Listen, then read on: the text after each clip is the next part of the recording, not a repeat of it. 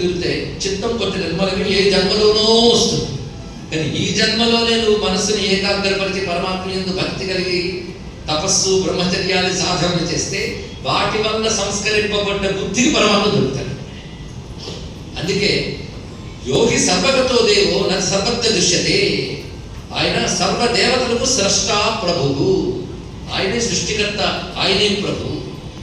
ఎవరికి దేవుడు అంటే బ్రహ్మదేవుడి మొదలుగుని పిశాచాల వరకు అందరూ ఆయన ఉపాసన చేస్తారు.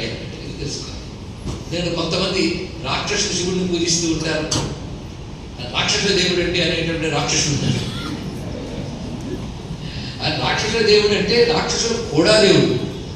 రాక్షసుడు శివుడి కోసం తపస్సు చేసిన వైనాలు ఎన్నున్నాయో మహర్షుడు బ్రహ్మాదేవతలు కూడా నమస్కరించారు కదా.